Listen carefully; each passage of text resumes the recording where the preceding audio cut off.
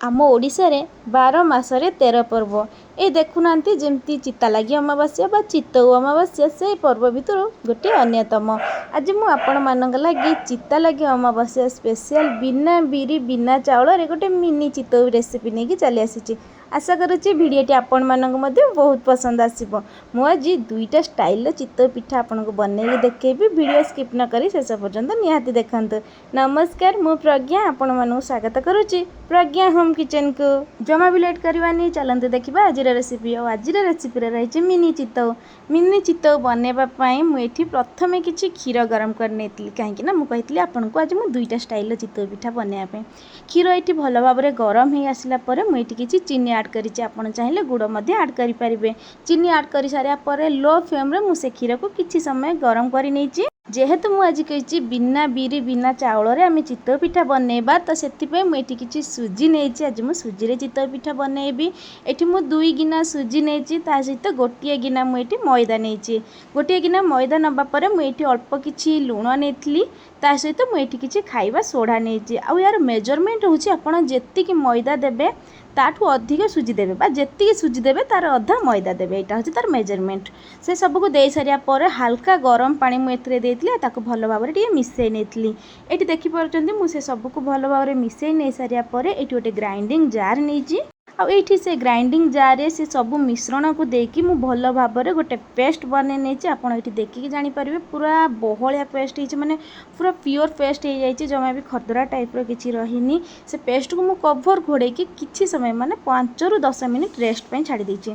आ एपटे मु आज मिनी चितऊ पिठा बनैबी से गोटे छोट आपम पैन नहीं।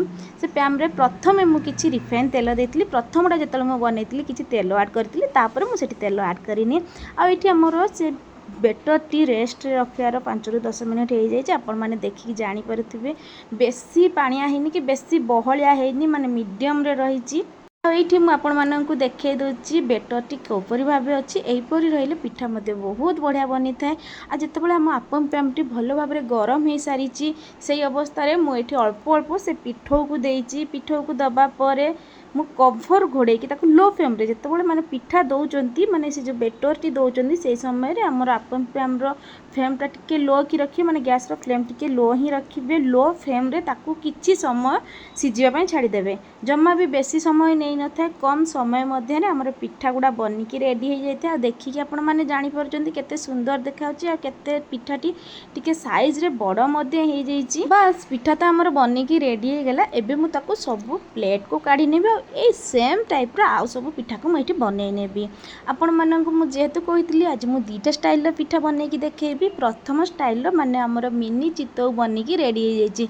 आपण एमती भी चाहिए खाई परिबे नहले आज मु जेमती क्षीर देकी मिनी चितऊ पिठा बनई आपण से टाइप बनईकी खाई परिबे। आपण मानक जोटा पसंद सेटा बनईकी खाई परिबे। बनैबा बहुत सहज खाइबा पई किंतु बहुत टेस्टी लगी थाए। आउ हाँ ये मुझे कुनी कुनी चितऊ पिठा बनैबी बा मिनी चितऊ बनैबी बोली आपन पैम रे यूज करछि। जदि आपण माने मिनी चितऊ न बनैकी साधा नॉर्मल जेमती चितऊ पिठा बनाती ताहले आपण बड़ कड़ाई रे मध्य बनै पारिबे। बनैबार प्रोसेस सेम किंतु मुझे माने आपन पैम रे यूज करछि। आपण नॉर्मल पैन रो मध्य यूज करि पारिबे। देखि परथि पिठाटी केते स्मूथ अछि आ केते स्पंजी अछि। पिठाटी खाइबा मात्रे कि पाटी रे मेलै जाउथवा भଳି पिठाटी बहुत टेस्टी होता। बहुत कम समय रे मध्य बनि पारि थाए। जेहेतु मुझे आपण मानक कही 2टा स्टाइल पिठा बनईकी देखेबी। बस आमर प्रथम चितऊ पिठा तो रेडी हो जाइए। आ से सेम चितऊ को मु किपरि भाबे आज क्षीर चितऊ बनईली सेटा मध्ये आपण संगे शेयर कर दउची। प्रथमे क्षीर तो आमर गरम होइक अछि। क्षीर गरम होइतबा पिठा मध्ये गरम थिबा सेही अवस्था रे मु से पिठा को क्षीर रे किछि समय पय माने 5 ରୁ 10 मिनिट पय एठी भेदेकी रखी देतली। माने क्षीर को छाड़ी देतली। क्षीरटी भल भाव में से पिठारे सोक हो। आ ये देखिए जानीपारे पिठार माने साइज टिके बड़ हो आसी। स्टेप रे मु गोटे प्लेट को काढ़ी नहीं। गरमा गरम क्षीर चितऊ भी आमर बनिकी रेडी हो जाइए। जदि मो वीडियोटी आपण मानक भल लगी प्लीज लाइक कमेंट शेयर और सब्सक्राइब निहाती करंतु। यदि मो चैनल रे नुआ आसी सब्सक्राइब निहाती करंतु जहाँफल कि मुझे जहाँ भी नुआ नुआ वीडियो अपलोड करी आपण मान पाक प्रथम नोटिफिकेशन जीव। इंस्टा रे किंबा फेसबुक रे देखुथिले फॉलो तो निश्चय करंतु। रहिली देखा आउ गोटे नुआ वीडियो रे।